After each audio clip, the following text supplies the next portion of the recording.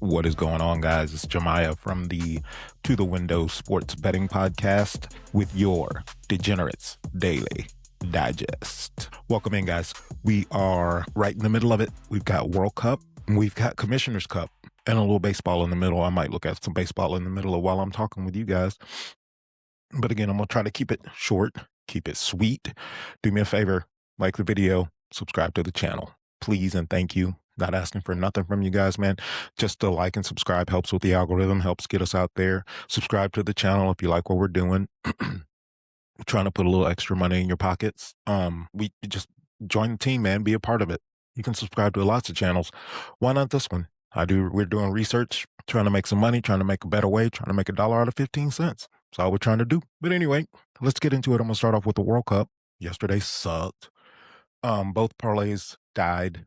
If Germany doesn't lose to Paraguay, if they win in regulation time, we would have been good. And that's what I get for talking shit about Paraguay as well. I said Germany was gonna score. Fuck them.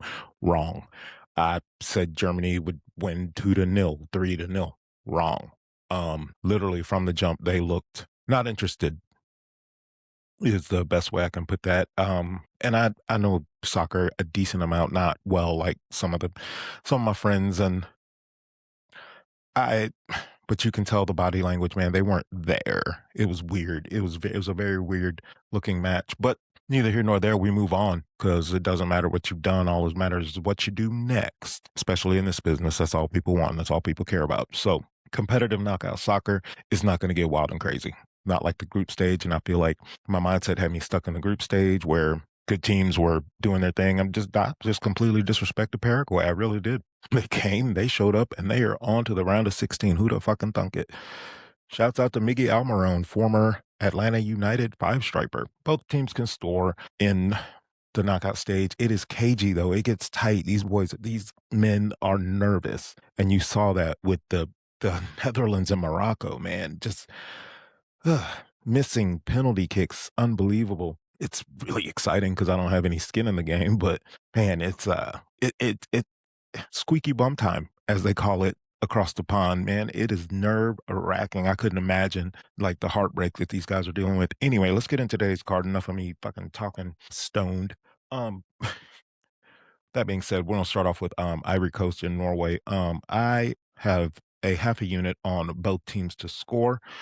I also have it in the parlay with the Ivory Coast. I did an alternate line with Ivory Coast plus 1.5. So as long as Ivory Coast doesn't lose by more than 2, that part of the parlay will cash.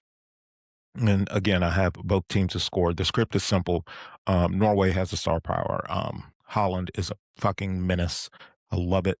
He's good for a goal. Not enough for me to bet it because it's not plus money. He's always allowed to score a goal. Odegaard's a creator. Norway can absolutely win this match. Not even a question. And we'll discuss that more later. But Ivory Coast ain't no slouches, man. The fighting Didier Drogba's are not to be toyed with. They are not to be taken lightly. They are to be shown some respect because these boys can play. So I'm betting on the Netherlands. I'm still stuck on that. Norway's going to give up a goal. They haven't had a clean sheet in quite a while. Well, prior to, I don't remember if the last match they had one, but they don't always keep a clean sheet. They're built like Johnny Bravo. Like I said before, they're real big up top, small in the back, giving up goals. Yeah, the perfect spot for both of these bets to cash and to keep the parlay going. Even though it's the first leg, it was both teams to score, and Ivory Coast plus 1.5 would be Norway to win this match 2-1 in regulation time. That would be fantastic. That cashes both teams to score. That cashes Ivory Coast plus 1.5. And a small wager on Norway on the 3-way money line to win it within the 90-minute plus injury time, allotted time at plus money. Smaller wager on that, larger wager on both teams to score. And the parlay is Ivory Coast plus 1.5. Next up, France and Sweden. I threw France on the 3-way money line to win in regulation time in the parlay. And also have France, both teams to score. Again, like Norway, France gives up. They give up goals. They can be scored on. And I'm not overthinking this. They're the better team, clearly. But again, the sweet spot for France and Sweden. Sweden is just, their form has been, according to one podcast I was listening to, their form has been shit. So call me a slave to recency bias. I don't care. They did not look good. I trust the opinions of some people, and they look like shit. So France just on in the parlay on the money line and both teams to score. It's a little juicy, but I think France is definitely going to give up a goal. Sweden has the offense to score. And the sweet spot again is France to win in regulation time 2-1. That would be amazing. France moves on to the 16. Sweden lands one good punch, and we keep it pushing. And in the late game, Mexico, Ecuador, this is going to be a war. Just made a rhyme, baby. Yeah, Mexico, Ecuador, this is going to be a war. This is my favorite actual position on this card as far as a single bet go. I have Ecuador plus a half, plus half units at minus 138, and I have it in the parlay as well. This is a part of the betting card where it's Germany taught me a lesson. I'm not trying to pick the winner in 90 minutes. This is gonna go. I should just bet the draw, but I think this is safer. If Ecuador can win or draw in regulation, we cash this bet with Ecuador plus a half a goal. You'll see the ticket up here.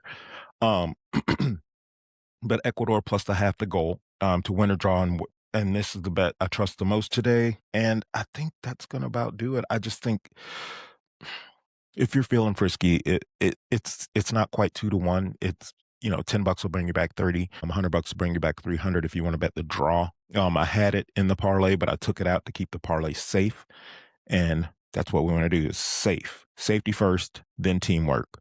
Those are the rules. Pineapple Express. So the single bets are this: Ivory Coast and Norway, both teams to score. France and Sweden, both teams to score. Ecuador plus a half a goal. So Ecuador can win. It can be a draw at the end of 90 minutes, and we cash the bet. And the fun one is Norway on the 3-way money line. Norway to win, hopefully 2-1 in the 90th minute mark. Before the 90 minutes plus the injury time, before it goes into extra time during regular game time. And then the parlay, 5 legs plus 663. $100 will bring you back $763. $10 will bring you back $76. I suggest you go the $10 route. Let's keep it easy. There's a lot more matches to go. Lots more parlays coming. So the 5 legs of the parlay: Ivory Coast, Norway, both teams to score. Ivory Coast plus 1.5. So Ivory Coast cannot lose by more than 2 goals. France on the money line within the 90-minute allotted time with the injury time before they go to extra time. France to just win and then not end in a draw.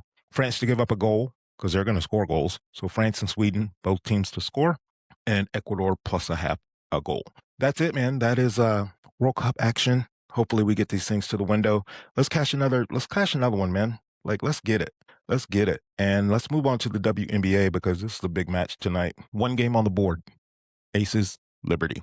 Lot of money on the table on this one. Actually, I kind of want to look this up, the Commissioners Cup purse, but right now it was showing. Yeah, okay, I am correct. So the Commissioners Cup is a total prize pool of $500,000. Players on the winning team receive $30,000 each, while those on the losing team get $10,000 each. The game MVP takes home an extra $10,000, and $10,000 is donated to charity. I mean, 30 G's to play up to hoop and win, and then you telling me 10 if I lose? These ladies want to win. They're not bullshitting, bro. They are listen, they get at it in the WNBA. So that being said, this card, I've got a lot of props, and the script is simple. What we need to happen here is we need the game to be competitive. I need the stars to show up and get their normal usage, which usually happens. I need the pace to be respectable, upbeat, and I need both offenses to show up, and I need some points on the board. Now, here's the deal. First bet is the New York Liberty on the money line. New York has been sloppy lately, terribly sloppy. It's been ugly. It's been bad. But this line has moved. The line movement agrees with me. Sometimes that's good. Sometimes that's bad. I don't know, but they've lost 4 out of their last 5. The last time the New York won a game, guess where it was? It was in Las Vegas against the Aces. They beat them by like 22. They've been on the road since the 21st of June. They are back home. They slept in their own beds. They get to wake up and play a game for $30,000. MVP gets 10 bands. Like, what? But New York's finally back home. They've lost 4 out of 5. The last time they won, they beat Las Vegas, and I think they beat them here. I feel like this is a smash spot for New York. This is a focus spot for New York. This is a get right spot for New York, especially they lost to the Valkyrie. They lost to the Storm.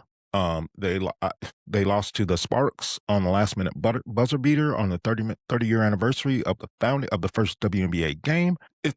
They got to get in the win column, and I think they will. That doesn't mean New York is that much better than Vegas or anything like that. They're going to meet again probably in the finals, but I just think in this spot, this situation, the way this is the way it's shaken out, like Vegas has been on the road for a little bit, and New York just got back home, sleeping in their own beds. They're resting. And again, $30,000 each. That's even the bench players that don't get to play. Marina Johannes, Pauline Astier, who now, you play 15 minutes, you get $30,000. But I guess what you're going to do in that 15 minutes? Give it your fucking all because you want $30,000 being a part of this team and winning. So New York Liberty on the money line against the Las Vegas is bet number one. Bet number two, Jonquil Jones over 25.5 points, rebounds, and assists. Look, her season average is sitting on 26. So of course, the books are going to set it right at her average. But I think is the last meeting with Vegas, she ended up under that. It was 14-5-3. I know that. It was also a blowout. They were up by 20 points. So the minutes weren't really there. The usage wasn't there. Maybe the minutes were there, but the aggression didn't have to be there. They didn't need to be there because it was a beatdown. With that being said, I'd love her to just have a typical Jonquil Jones game. 16 points, 8 rebounds, 3 assists. That's 27. Just get us there, Jonquil. You can do it. I believe in you. Jonquil Jones over 25.5 points, rebounds, and assists. That's just a normal game for her. Stakes are a little bit higher. So let's ride with Jonquil on the over 25 or 25.5 points, rebounds, and assists. Now A'ja Wilson over 24.5 points. I mean, this doesn't need no fucking explanation. You know who A'ja Wilson is. You know what A'ja Wilson does in big moments. She's been scoring a bunch lately. Look, last time she played New York, she went under as well because it was a blowout. This is a different animal. This is a different beast. This is Asia's going to be A'ja, and she's going to get her points. So A'ja over 24.5 points. So I'm not out thinking the room on this one. I'm just that if Vegas is going to be successful, she's got to shine. Next up is Chelsea Gray. We're taking Chelsea Gray over 7.5 assists. Look, she hasn't gone under 7.5 in the past, I think 6 games or 7. Last game we took her over 6.5 at plus money. It was plus money. This is plus 7.5 assists at plus 130. If you're not comfortable with that, take her over 6.5 and pay a little juice on it. But it's a great bet. It's coming home. And the aces are average. They average 23 assists a game. So between her and Jackie Young, they're dishing them around. If A'ja gets to her points, Chelsea's going to get to her assists. That's just the way this is going. It's hand in hand. And now the most volatile leg on the card, in my opinion, is Kennedy Carter over 11.5 points. She's been out with an injury, a shoulder injury. But listen, this lady is aggressive. She is going to, as long as she stays healthy, she's going to win 6th person of the year. 6th player of the year, hands down. She was averaging 17 a game and came back a little soon, or the injury was lingering. I think she was trying to play through it. So she had a couple games where she had 8 points, 9 points, and like 10, 11, something like that, but it wasn't above their average. They set this at 11.5, and I think it's low. And again, 30 bands for to play a game, to hoop one good time with your girls and walk out with 30 racks. Yeah. I think she's a shooter. She's aggressive. She's a scorer. They got this point total set way too low. Maybe concerned about her shoulder. I'm not. It's worth the trip to the window. And the last bet on the card is over New York Liberty, Las Vegas Aces over 174.5. It might have moved to 175, 176 on you. I don't know how comfortable you are with that. I would leave it alone if it's past 176. At 176, it's playable. I got 174.5. Hopefully you can get the same. The only problem with this bet is that the head-to-head history between the two, it tells you under. The last matchup was 87-76, so that's 163. But again, that was also a absolute blowout. So no blowout here. This is going to be competitive. I think they're going to go back and forth. Getting to 80, each team getting to 85 points is very doable. That puts us at 170 right there. One of these groups of ladies is going to push 90. So, I mean, it's like this. New York wins a trophy game, but Vegas doesn't go quietly. A'ja gets her points. Chelsea gets her assist. Kennedy gets her bench points. Jonquil does Jonquil things and fills a stat sheet, and the total goes over. So run through the card one more time for WNBA. Jonquil Jones over 25.5 points, rebounds, and assists. Asia Wilson over 24.5 points. Also, let me mention that she's listed in the injury report. There's no way she's missing this game. I don't care. So Asia Wilson over 24.5 points. Chelsea Gray over 7.5 assists. Kennedy Carter over 11.5 points. New York Liberty on the money line, and the game total over 174.5. All right, man. Get those tickets to the window, bro. We got to make some money on this lovely, lovely Tuesday. Again, guys, thanks for watching the video. Like and subscribe to the channel. Please like the video, please. It helps us out a ton. It costs you nothing but 1 second to click on your phone, tablet, whatever you're watching us on, man. We really appreciate you guys tuning in. This has been Jemiah from the To The Window Sports Betting Podcast. Do not bet what you can't afford to lose. If a bet makes you sweat, literally, you're not doing it right. Catch you guys on the next one. Love.